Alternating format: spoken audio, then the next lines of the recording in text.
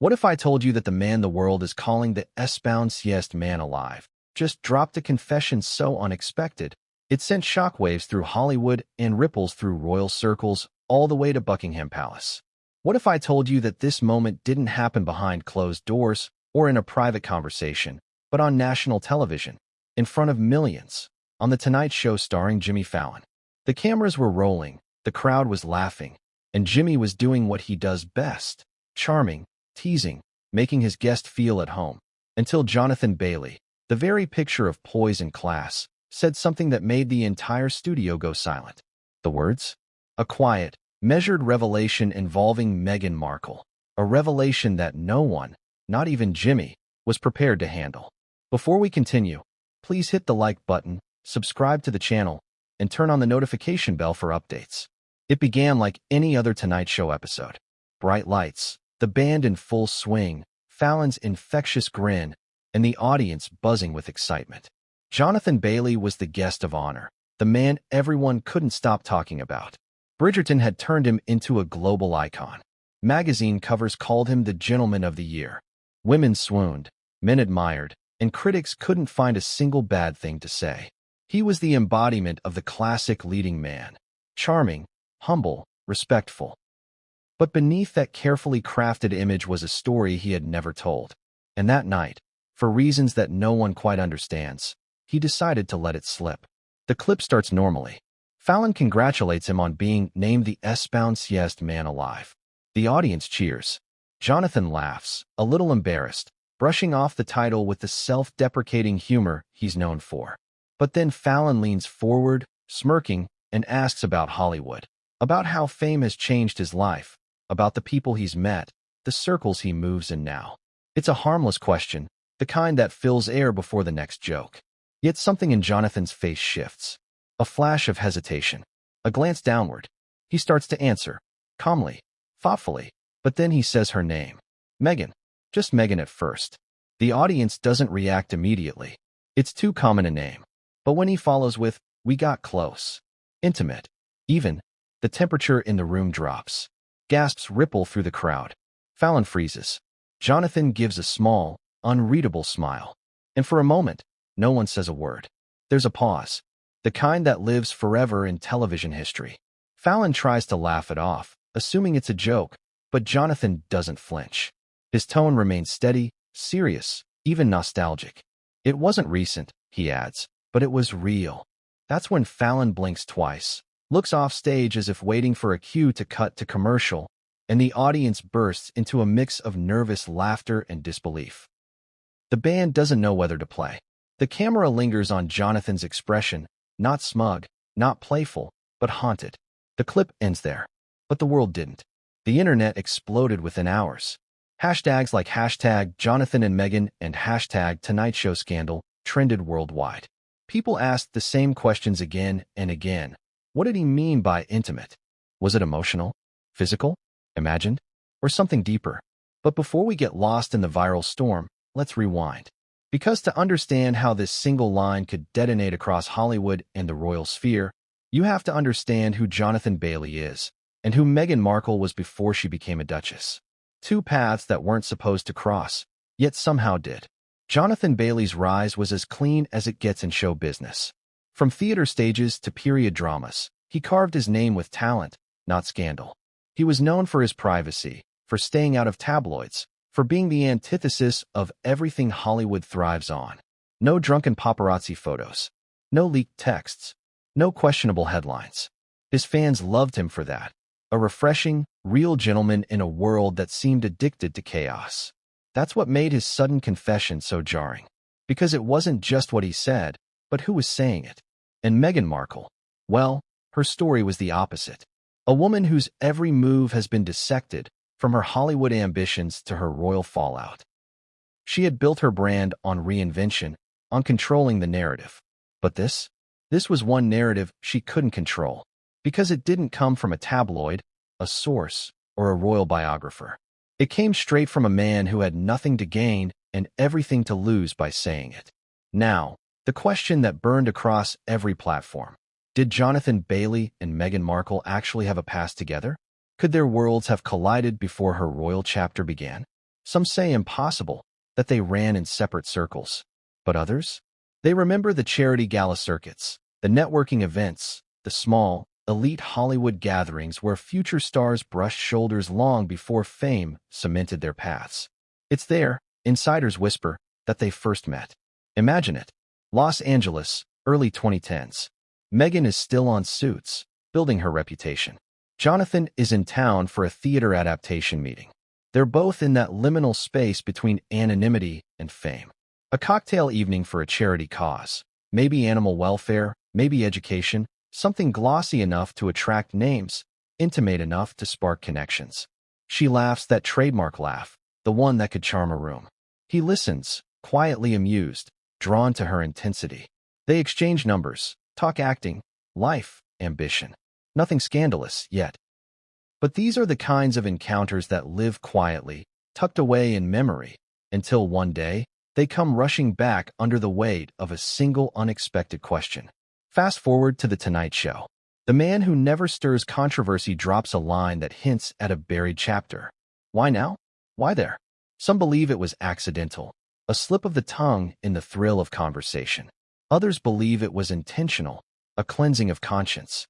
But the truth, whatever it may be, is tangled in the layers of perception that both Jonathan and Meghan carefully built around themselves. It's easy to forget that both of them are performers. They know how to hold an audience, how to build tension, how to say everything while saying nothing. Maybe that's why the moment felt so charged. It wasn't just about the words, it was about the weight behind them. A pause that felt like a confession, a smile that felt like a dare. Within hours, major entertainment networks began replaying the clip. Every frame analyzed, every syllable dissected. Lip readers speculated that Fallon muttered something to his producer off mic. Some claimed Jonathan's PR team tried to contact NBC to request a takedown, which, of course, never came. Instead, The Tonight Show doubled down, releasing a teaser for the uncut interview, sending ratings soaring. Suddenly, a late-night moment became a global headline. But why did this hit so hard? Maybe because the public has always been fascinated by Meghan Markle's past. The pre-Duchess years shrouded in ambition, rumor, and mystery. Maybe because Jonathan Bailey was seen as pure, untainted by scandal. The collision of their reputations created something volatile. For the first time, the man known for playing gallant lovers on screen hinted that his real life once mirrored the very romances he portrayed. And yet, beneath all the gossip and speculation, there's something human about that moment. Two people, years apart, now bound by a single sentence. The kind that reveals and conceals in equal measure. But here's what most people missed. The look on Jonathan's face right after he said it. It wasn't smug. It wasn't playful. It was vulnerable, as if he had just unburdened a truth he wasn't supposed to share. Fallon noticed it. The audience noticed it. And if you replay that clip, as millions did, you'll notice it too. His eyes dart downward. He exhales softly. It's the expression of someone who realizes, too late, that a secret has just escaped into the world. Now, think about this. Meghan Markle has never publicly responded to the claim. Not once. No statement. No denial. Nothing. And in the world of celebrity PR, silence is rarely accidental. Silence speaks. It leaves room for interpretation, for speculation, for mystery. And perhaps that's exactly how she wants it. To let the world wonder without ever confirming or denying. It's the kind of strategic ambiguity that keeps her name in every conversation without her ever saying a word. But for Jonathan, it's different. This wasn't a PR stunt. It didn't fit his pattern. It wasn't polished or rehearsed. Which raises an uncomfortable question. Was he trying to tell us something deeper? Was this about nostalgia? Regret? Or was it a warning shot in disguise? Some viewers believe he was referring to a private moment from years ago, one that he believed would stay buried forever. Others believe it was a metaphor, intimate, as in emotionally close, not physical. But let's be honest, when a man uses that word on live television, about one of the most polarizing women in the world, ambiguity isn't an accident. It's a firestarter. The internet loves a mystery, and this one had everything. Two glamorous names, an unexpected confession, royal tension, and a live broadcast as the stage. You couldn't script it better. Overnight, fan theories bloomed. Some claimed Jonathan and Meghan had worked on a secret project that was shelved. Others claimed their intimacy was emotional, a connection forged during hard times in Hollywood. A few went further, suggesting their story was more than a fleeting encounter, something that could explain Meghan's recurring connections in elite British circles before she ever met Prince Harry. And then there's the question of timing. Why now? Why? Right after being crowned the espounciest man alive? Could it be that Jonathan, tired of maintaining an image, wanted to remind the world that he was more than just a title? That behind the glamour was a man who had lived, loved, and made mistakes? Or was there something, or someone, who pushed him to speak? Because every confession has a trigger, and sometimes that trigger is guilt. By the next morning, talk shows dissected the moment like a forensic case. Pundits debated intent. Fallon's team refused to comment. And Meghan's representatives? Complete radio silence. But one small, unnoticed detail began circulating. A brief pause in the broadcast, a 1-second cut right after Jonathan's line. Some swore the original version aired live for only a few minutes before the replay was slightly trimmed. A glitch, perhaps, or a deliberate edit. Either way, it added fuel to the fire. As the story spiraled, new whispers emerged. Whispers about old charity events, private dinners, unseen photographs, and Hollywood friends who suddenly went quiet. Each clue added a new layer of intrigue. Each silence, a new question. And maybe that's the real power of Jonathan Bailey's confession. Not the scandal itself, but the silence that followed. Because when the laughter faded, when the cameras stopped, the story didn't end. It was just beginning. But if this moment shocked the world, what happened behind the scenes was even more explosive. Because while millions replayed that clip, something else was happening. Calls were being made, deals renegotiated, stories suppressed. And the man at the center of it all? He was about to learn what happens when Hollywood's golden boy steps into royal territory. What started as a single offhand remark would soon unravel a chain of secrets linking two powerful worlds, one built on fame, the other on monarchy. And as you'll soon see, when those worlds collide, someone always gets burned. Because the night Jonathan Bailey spoke Meghan Markle's name was the night he changed everything. Have you ever watched a moment on live television and felt that sharp chill crawl up your spine? The kind that tells you something real just slipped through the cracks of Hollywood's glossy surface? That's what happened the night Jonathan Bailey sat across from Jimmy Fallon. It wasn't just another celebrity interview. It was a live collision between charm and truth, between laughter and discomfort. Because when Jonathan said those few quiet words about Meghan Markle, the world didn't just hear gossip. They heard something that sounded like confession. Picture the stage first. The Tonight Show studio was its usual burst of energy. Those iconic blue curtains, the bright city skyline shimmering behind Fallon's desk, the Roots band warming up in rhythm. Jimmy was glowing as he always does, feeding the audience that playful, electric buzz.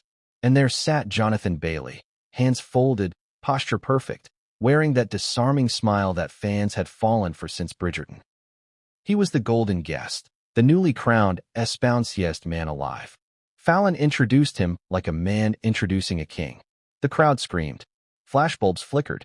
It was supposed to be the kind of night that ends with laughter and applause. Instead, it would end with silence. Jonathan leaned back in his chair, laughing softly as Jimmy read off compliments from People magazine's write-up. The gentleman of our generation. The man who brought romance back to the screen. Jonathan chuckled, brushing his hair back with the humility that only makes people love him more. He was in his comfort zone, but you could feel something, just under the surface, something restless. It was subtle at first, a slightly tighter smile, a small inhale before each answer. Maybe he was nervous. Maybe something else was weighing on him. Jimmy, ever the instigator, went for it. So, he grinned. Now that you're officially the espounciest man alive, who's sliding into your DMs. Anyone unexpected? It was meant to be a joke. The audience laughed, waiting for the typical celebrity banter, some vague teasing, a harmless anecdote. But Jonathan didn't laugh right away. He paused, looked down. Then he smiled, slow and deliberate, like a man choosing his words carefully. You'd be surprised, he said quietly. Someone once did years ago. Someone who's kind of untouchable now. The audience leaned in. Jimmy chuckled nervously. Untouchable? Like royal untouchable, or? Jonathan nodded, still smiling, but it wasn't his charming smile. It was the kind of smile that hides a secret. Something like that, he said.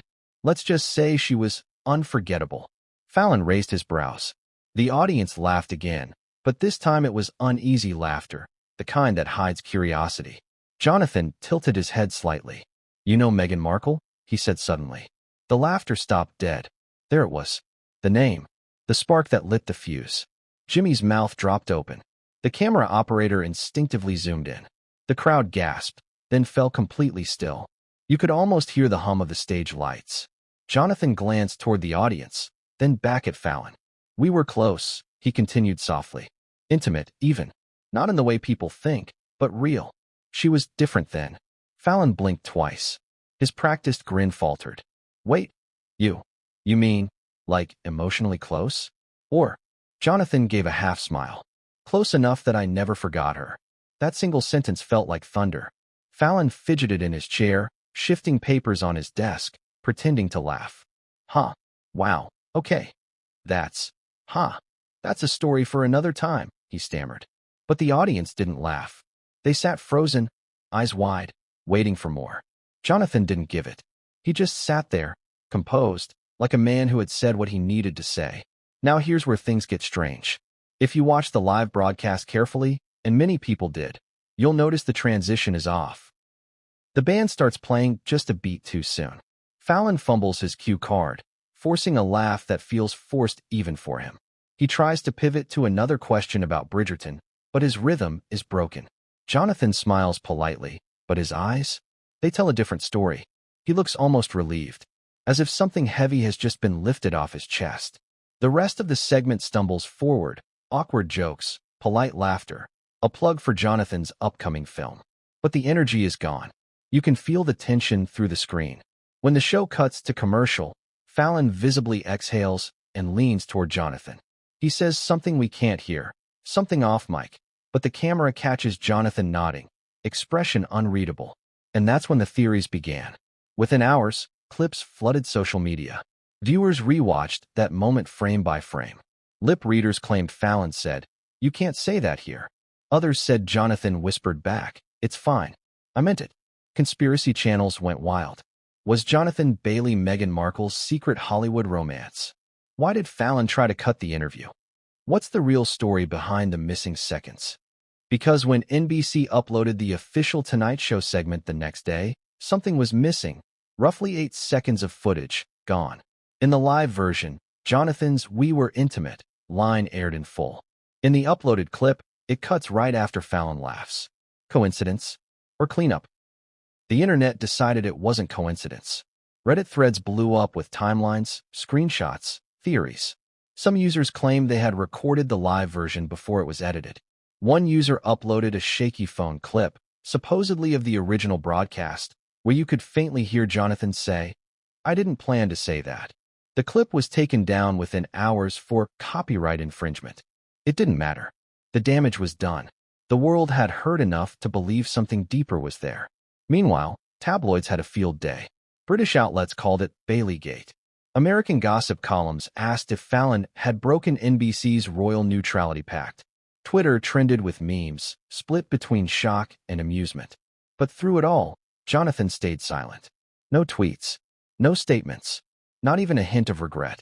Just that same quiet confidence, as if he'd made peace with whatever he'd unleashed. But not everyone found it amusing. By morning, Fallon's team was flooded with calls. Publicists, network executives, royal correspondents, all demanding clarification. What exactly did Jonathan Bailey mean by intimate? Was it metaphorical, emotional, or literal? Fallon refused to comment. NBC's official response was a single line. The interview was conducted in good faith and remains unedited for broadcast standards. Yet fans knew that wasn't true. The edit was real. And edits, in this industry, only happen for one reason: to control fallout. Still, the strangest reactions came from those who were in the audience that night. Several attendees later spoke anonymously to blogs, describing the atmosphere after the cameras stopped. One woman recalled, "It was like everyone forgot how to breathe. Jimmy just sat there smiling, but his eyes looked terrified. And Jonathan, he looked calm, almost serene. Another audience member claimed security briefly closed off backstage for 10 minutes after the taping. Standard procedure when tensions run high, but unusual for a segment that was supposed to be lighthearted. A few staffers even claimed Jonathan requested to leave through a side exit to avoid paparazzi, which is odd because paparazzi didn't know about the interview until they did. By the next day, photos surfaced of Jonathan leaving the NBC building, head down, wearing sunglasses despite it being well past midnight. He wasn't smiling. He wasn't waving. He looked like a man who'd said something he couldn't take back. But here's the twist. Just hours later, he attended a private dinner event with other celebrities and appeared completely composed, even cheerful. No sign of regret. No visible concern. That contradiction fueled more speculation. Was he unfazed because the story was innocent, or because he'd already anticipated the fallout? Now think about Jimmy Fallon's perspective. For decades, Fallon has built his reputation as the friendly host, the man who makes everyone comfortable. But that night, his smile cracked. Insiders claim he was furious after the show, arguing with producers about how to handle the clip. One source said Jimmy feared royal backlash, that the mere mention of Meghan Markle in a romantic context could trigger lawsuits or diplomatic tension. It sounds dramatic, but late-night television walks a tightrope between humor and liability, especially when it involves royalty. But Jonathan Bailey isn't an amateur. He knows media. He knows interviews. He knows exactly how words travel. So why drop a bomb like that in front of millions? Some insiders say he'd been under pressure, that weeks of interviews had blurred the lines between scripted charm and spontaneous truth. Others think it was deliberate. A controlled release of truth, disguised as a casual remark. A calculated move from a man who's learned how to use silence as armor. The next morning, Jonathan's team issued a gentle statement. Not a denial, not a confirmation. Just 4 words. No further comment necessary. That alone sent the media into a frenzy. Because when someone refuses to clarify, people fill in the blanks themselves. Some claimed Jonathan was protecting Meghan. Others believed he was protecting himself. And then came the royal reaction, or rather, the lack of one. No official statement from the Sussexes. No denial from Meghan. No palace correspondence. Just silence. But silence can be loud. Because when the monarchy wants to bury something, it does so quietly. When it ignores something, it often means it's true enough to hurt. Meanwhile, Meghan Markle's name surged across every trending platform for 48 hours straight. Old photos resurfaced, her attending industry events, laughing with actors, walking red carpets years before her royal transformation. Viewers began to re-examine her Hollywood years through a new lens. Could she have crossed paths with Jonathan Bailey before her royal era? The timelines almost matched. Jonathan filmed in Los Angeles for projects between 2012 and 2014. Meghan was still active in the entertainment scene until late 2016. It wasn't impossible. In fact, it was too possible. The rumors began to braid into something larger. Stories of overlapping friend groups, shared charity appearances, and a rumored afterparty at Chateau Marmont, where both were spotted within minutes of each other. A fan even resurfaced an old social media post, quickly deleted, that mentioned Jonathan Bailey seen laughing with Meghan Markle at Soho House event. Coincidence? Maybe. But coincidences in Hollywood are rarely accidental. And that's the beauty of a live moment like this. One spark, one name, one confession, and the entire illusion shatters. But let's step back for a moment. Think of what that night really represented. It wasn't just about scandal. It was about authenticity breaking through performance. For once, a celebrity didn't hide behind PR rehearsals or polished interviews. He just said it. That's what stunned everyone. Because no matter how you interpret his words, they felt real. The hesitation, the tone, the look in his eyes, it wasn't scripted. It was human.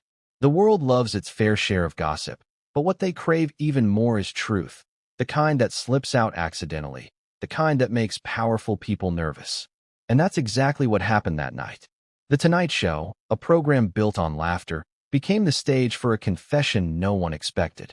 Fallon tried to recover, of course. The following week, he joked about it briefly. Note to self: never ask Jonathan Bailey about his exes. The audience laughed, but not as freely as usual. The clip didn't air again. The topic was shelved. But the damage, or perhaps the revelation, was permanent. Because whether Jonathan meant it as nostalgia or something more, his words changed the way both he and Meghan were seen. For Jonathan, it added an air of mystery to his perfect image. For Meghan, it opened a door she'd fought years to keep closed. And for the audience, it reminded them that fame may be polished, but it's never pure. That night, something cracked in the Hollywood facade, and the echo of it is still ringing. Because when the cameras turned off, the real story was only beginning. And what happened behind those closed studio doors, after the lights went out, after Fallon's forced laughter faded, is something that would shock even the people who thought they'd seen it all. Because that night didn't end when the credits rolled. It just shifted into a quieter, more dangerous phase.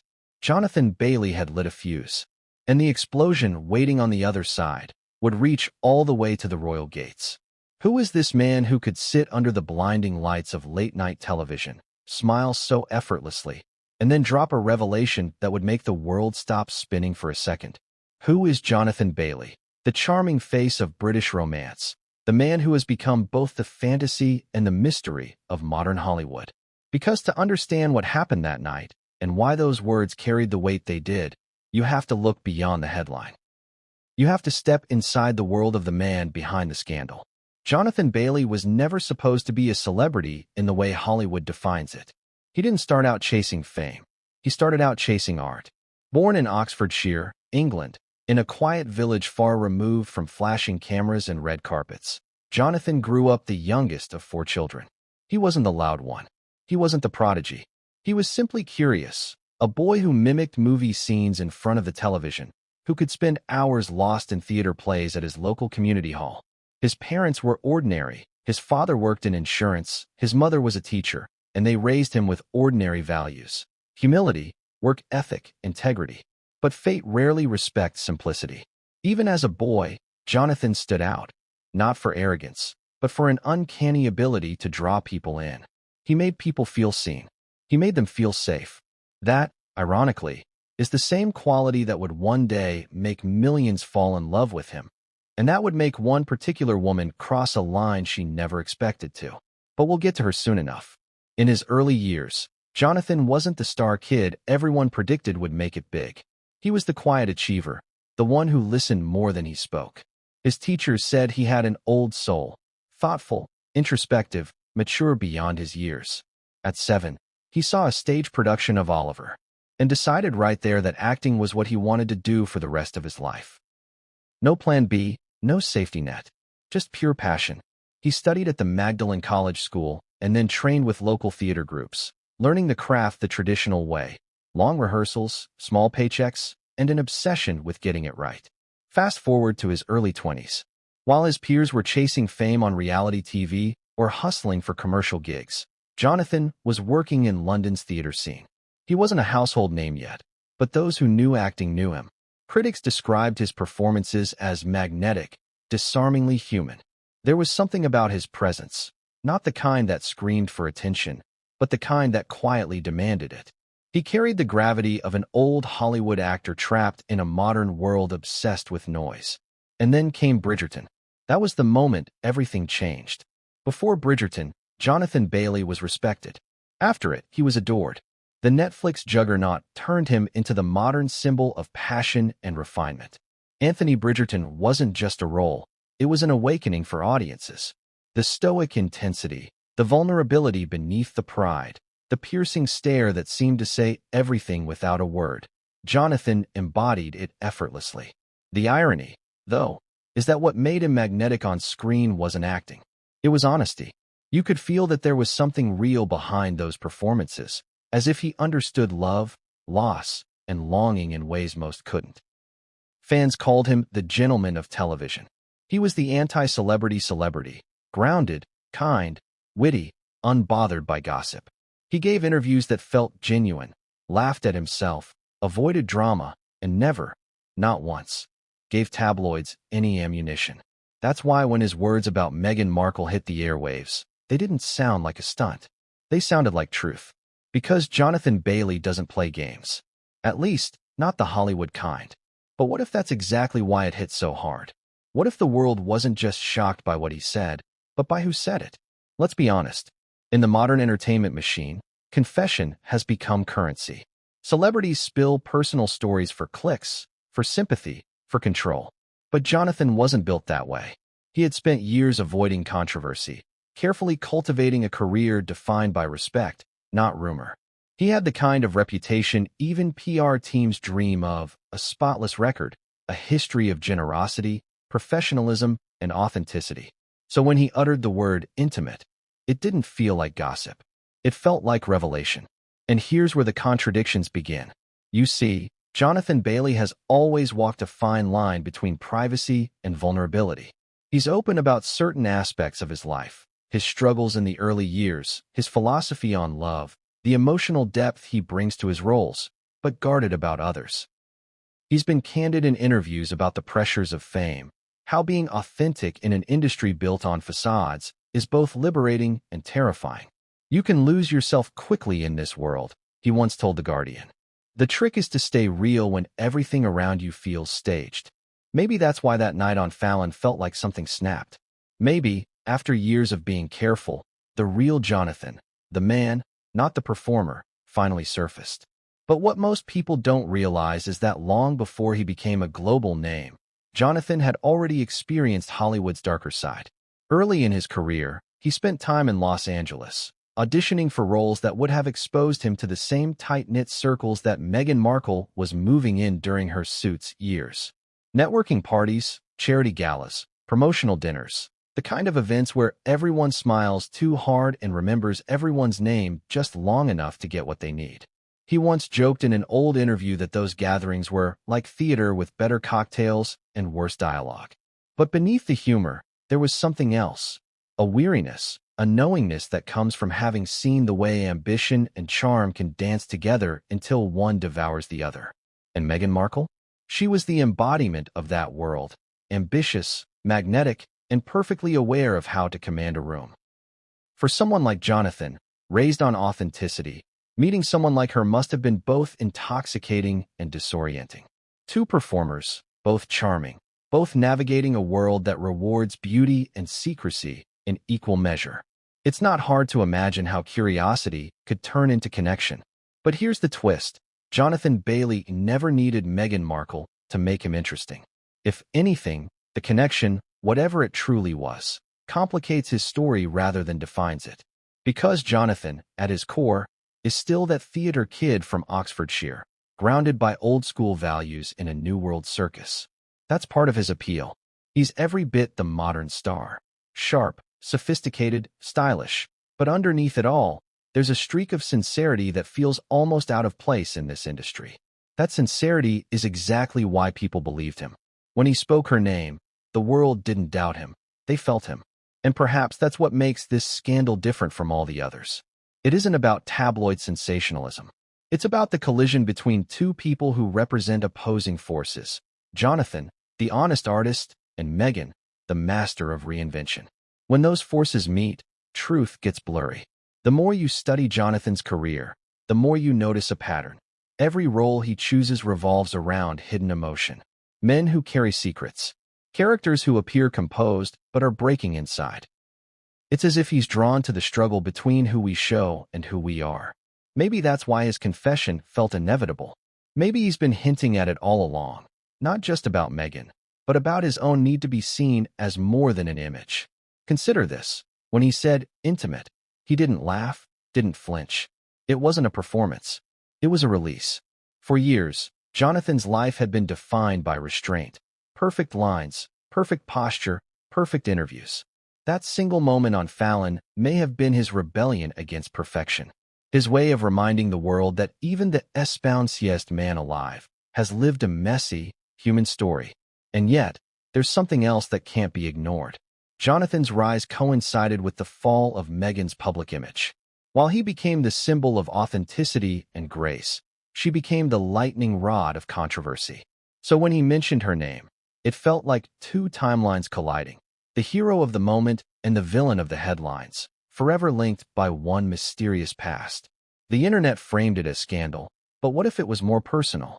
What if it was confession dressed as curiosity? The reactions that followed were revealing. Fans didn't cancel him. They sympathized with him. They defended him, claiming he was being honest, that he wasn't shaming her, but simply speaking truth. Some even called it the most human moment on late-night television. That reaction says everything about who Jonathan Bailey really is. People don't just like him, they trust him. And that trust, once earned, makes his words carry more weight than he probably ever intended. But behind that trust lies a deeper contradiction. Because while Jonathan appears calm, centered, and gentle, those close to him describe a man who wrestles constantly with guilt. Not for what he's done, but for what he's left unsaid. He's always thinking, always carrying something, a former co-star once said. You can see it in his eyes. He's the type who smiles for everyone else, but you know he's thinking about something heavier. Maybe that's what we all saw that night. Not arrogance, not mischief, but the flicker of a man finally acknowledging a truth he'd buried too long. And that brings us back to the central question. Why Meghan? Of all the people he could have referenced, of all the names he could have joked about, why hers? Coincidence? Provocation? Or perhaps a moment of unfiltered honesty from a man who once knew her in ways the world never would? Whatever the answer, it has changed the trajectory of his story. Because now, every interview, every red carpet moment, every public statement he makes carries a shadow. The public looks for hints, for meaning, for emotion. They're no longer watching Jonathan Bailey the actor. They're watching Jonathan Bailey, the man who once dared to speak the unspeakable. And yet, if you listen closely, there's something poetic about the whole thing. Jonathan Bailey, the actor famous for playing men torn between duty and desire, becomes the real-life embodiment of that same struggle. The performer and the person finally merge, and the world can't look away. But as we dig deeper into his past, something unexpected begins to surface. Stories that have long been buried. People who remember seeing him in places that don't appear in public schedules. Whispers of quiet dinners, private conversations, and a single evening that both Jonathan and Meghan might have preferred to forget. Because Jonathan Bailey's story isn't just about who he is. It's about who he was when he met her. And the truth of that meeting is far more complicated than anyone imagines. It's funny how fate loves to disguise itself as coincidence. How two people from entirely different worlds can find themselves standing in the same room, breathing the same air, unaware that their names would one day be spoken together in whispers that make headlines. That's the story of Jonathan Bailey and Meghan Markle's first encounter, a night that, by all accounts, was never supposed to mean anything. But like most dangerous stories, it started with charm, champagne, and a single spark of curiosity. The year was somewhere around 2013, the cusp of change for both of them. Jonathan was still carving his place in the industry, fresh from a string of acclaimed theater performances and minor TV roles that hinted at greatness. Meghan, meanwhile, was living what many would call her golden moment in Hollywood. Suits had made her a recognizable face. Her name was beginning to surface at industry events, and she'd already mastered the art of appearing effortlessly magnetic. They were both climbing, just not yet aware that their paths were about to cross. That night, the city was glowing. Los Angeles after dark carries a particular kind of magic, that golden haze over the skyline, the low hum of traffic, the endless rhythm of dreams colliding. There was a charity gala at the Beverly Hills Hotel, one of those invite-only affairs where the champagne is endless and the smiles are rehearsed. The event was raising money for an arts foundation, but, as everyone knew, it was less about charity and more about visibility. Agents brought their rising stars. Producers scouted their next projects. And beneath the glitter, deals were quietly made in corner booths. Jonathan hadn't planned to attend. He was in LA for meetings about a new stage-to-screen adaptation and was coaxed into attending by a producer friend who promised good company and free food. Meghan, on the other hand, was on the guest list weeks in advance. She was a known networker, gracious, charming, always present where opportunity lived. For her, events like these weren't vanity, they were strategy. Every introduction was a seed for something greater. Every compliment, an investment. The ballroom was bathed in soft amber light, filled with laughter and the clinking of crystal glasses. Music floated lazily through the air, Sinatra, naturally. Jonathan arrived late, in a crisp charcoal suit, hair slightly undone, that quintessential British mix of poise and understatement. He wasn't famous yet, but he had presence. People noticed him without knowing why. Meghan noticed too. They met not on the red carpet, but by accident, near the bar. She was standing with a friend, holding a glass of rose, mid-conversation. He was trying to order water, politely waiting for the bartender's attention. Their eyes met briefly, that fleeting spark of recognition that no one can fully explain. She smiled first, the kind of smile that could melt the chill from any room. "You're not from around here," she said with a teasing lilt. He laughed, slightly embarrassed, admitting that his accent gave him away. "Just visiting," he replied. "I'm an actor, from London." "Oh," she said, feigning surprise. "We have those here too." They both laughed. It was small, harmless, the kind of exchange that happens 100 times a night at Hollywood parties. But something about it lingered. There was chemistry, subtle but undeniable. Two ambitious souls, each standing on the edge of becoming, each seeing a reflection of something familiar in the other. He found her warm, quick-witted, intoxicating. She found him different, quieter, genuine, not trying to impress her. Maybe that's what caught her off guard. They talked for nearly 20 minutes, slipping easily between small talk and sincerity. He asked her about acting in American television. She asked him about theater life in London. She confessed she'd always wanted to perform on stage, to feel that raw connection with an audience. He told her that sometimes he envied the pace of Hollywood, how it moved faster, burned brighter. She tilted her head, smiling. "But doesn't fast also mean temporary?" she asked. He paused. "Sometimes temporary is all you get," he said. It was the kind of exchange that doesn't sound remarkable when written down, but feels electric when lived.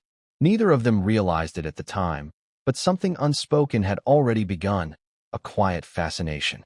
Later that evening, their paths crossed again, this time near the outdoor terrace, where the noise of the ballroom faded into the soft rustle of palm trees and city lights. She was standing alone, looking out at the skyline, her face half lit by the warm glow of the lamps.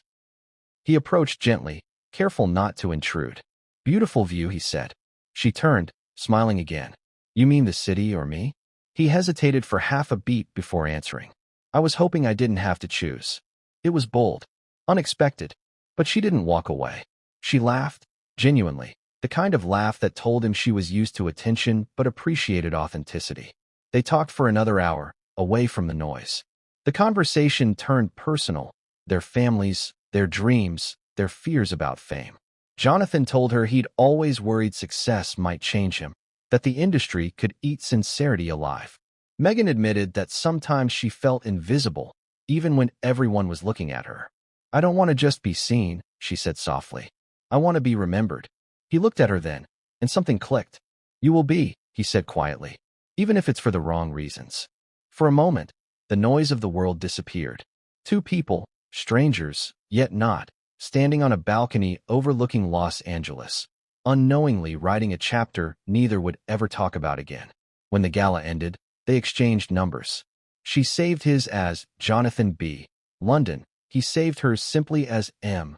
It was innocent, maybe, but the tone of their messages in the weeks that followed hinted otherwise. There were late-night texts, jokes about cultural differences, playful confessions about bad auditions and worse dates. Nothing overtly romantic, but the undercurrent was there. Curiosity disguised as friendship. When Jonathan returned to London, their communication faded, as most Hollywood connections do. But every so often, a message would appear, a birthday wish, a "saw your interview," a simple "how are you?" Meghan had that way about her, keeping doors slightly ajar, never fully closing them. Jonathan didn't read into it much, until he did. Years later, when Meghan became a household name for a very different reason, Jonathan's phone lit up one morning with a flood of notifications. News headlines everywhere. Meghan Markle, engaged to Prince Harry. The world was captivated. But for Jonathan, there was something else, a small, inexplicable ache. He hadn't thought of her in years, yet seeing her there, smiling on the front page, he remembered that night at the gala. Her laughter, her words, "I want to be remembered." And she was, just not in the way either of them expected.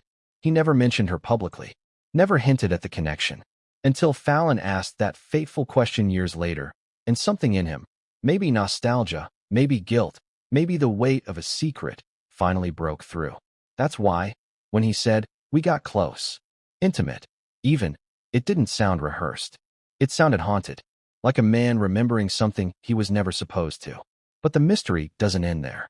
Because according to a few insiders from that gala, there wasn't just a chance meeting. One event planner later claimed that Meghan had requested to be seated near British industry guests that night. Another said Jonathan's name appeared on a small VIP list circulated internally days before, a list Meghan's agent allegedly had access to. Was it coincidence? Or was it fate with a helping hand? Either way, their first encounter was no accident. It was a collision of two ambitions, hers, driven by vision, his, grounded in sincerity. And maybe that's why their connection burned quickly and vanished quietly. Two forces heading in different directions, crossing just long enough to leave a mark. She went on to royal history. He went on to become a global heartthrob. Yet somehow, their stories still met in that one quiet word on Fallon's stage, intimate. But if that night was the beginning, it wasn't the end. Because while both walked away from that first encounter seemingly unchanged, what followed in the months after would reveal that not everything about that night stayed in the past. Because someone else was watching them that evening. Someone who would later come forward with a detail that could rewrite everything we think we know about their so-called innocent meeting. And when that detail surfaced years later, it would make Jonathan's confession on Fallon sound less like nostalgia and more like unfinished business.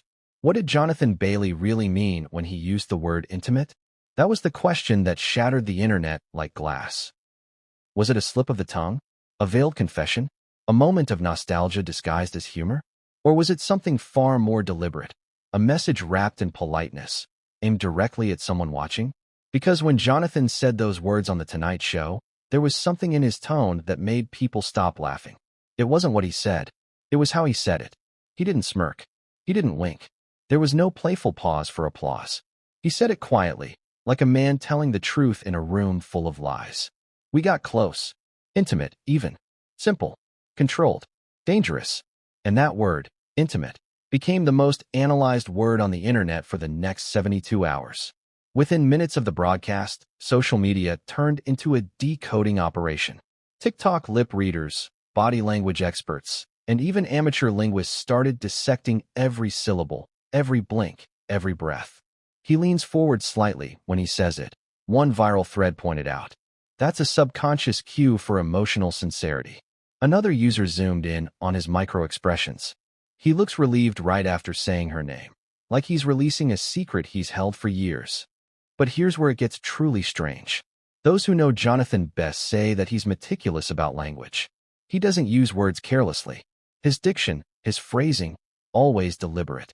Every interview, every sentence, every pause, crafted with precision, which makes that one word, intimate, impossible to dismiss as accidental.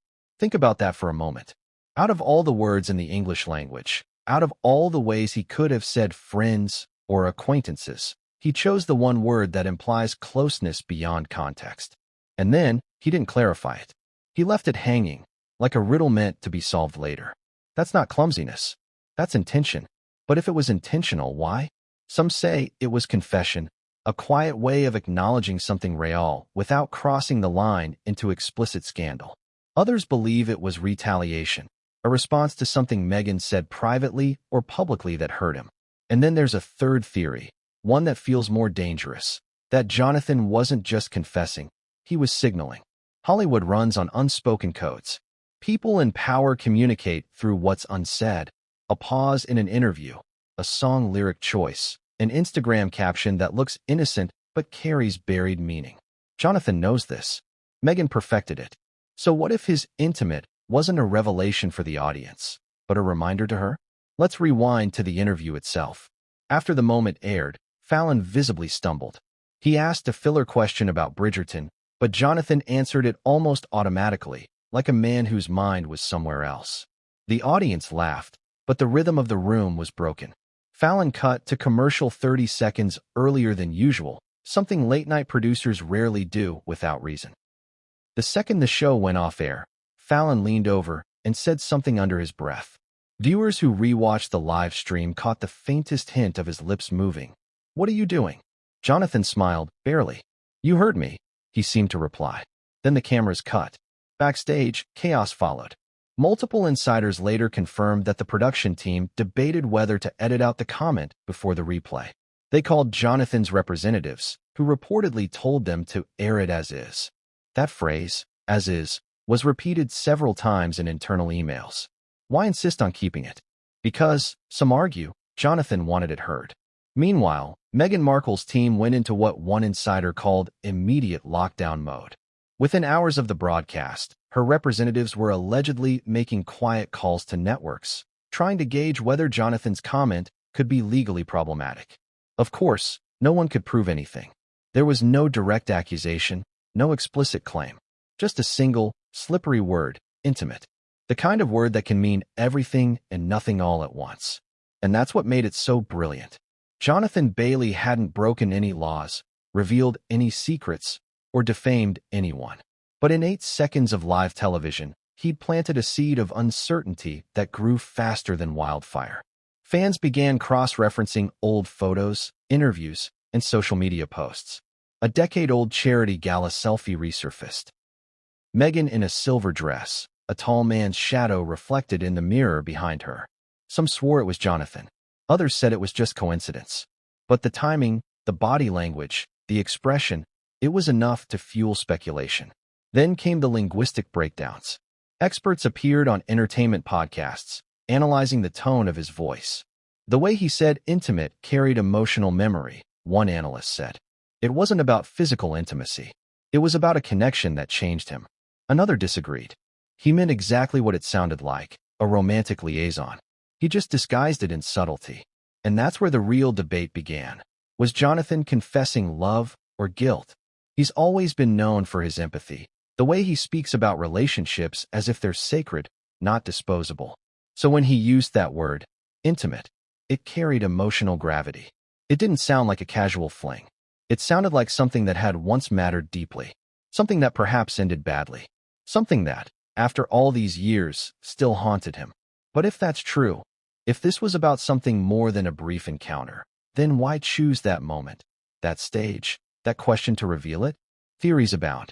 Some claim it was spontaneous, that Fallon's offhand question caught him off guard and forced an unfiltered truth to slip out.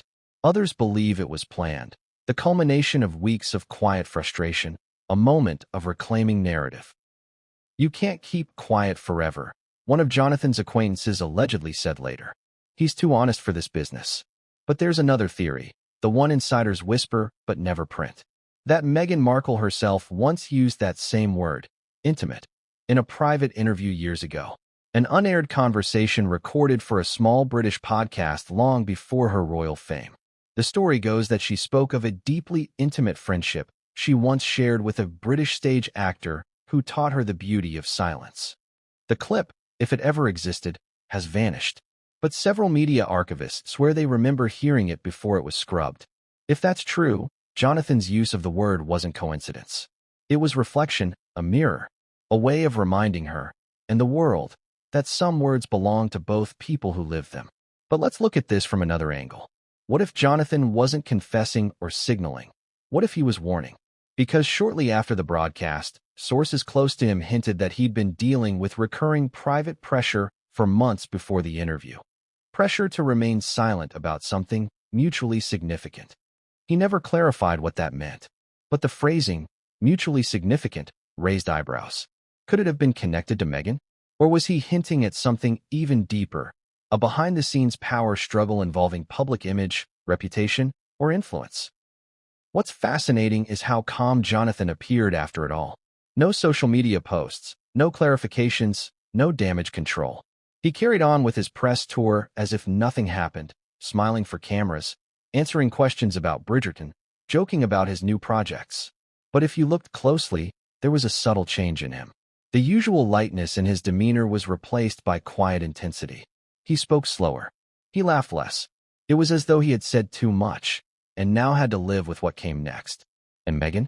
She didn't respond publicly, but sources close to her began dropping breadcrumbs. A friend familiar with Meghan's thinking told one outlet that she found Jonathan's remarks distasteful and untrue. Another, however, said she wasn't angry, just disappointed that he couldn't let go of the past. The contrast between those statements was suspiciously deliberate, almost as if her camp wanted to sound dignified while reminding everyone there was a past. So what is the truth? Here's what most people missed. Jonathan Bailey has always used language as a shield. When he feels cornered, he hides behind grace, humor, and carefully chosen words. But that night, his armor cracked. He didn't hide behind a smile. He didn't deflect with charm. He chose honesty cloaked in ambiguity, truth dressed like fiction. Intimate. A word small enough to dismiss, but big enough to change everything. And that's why people believed him.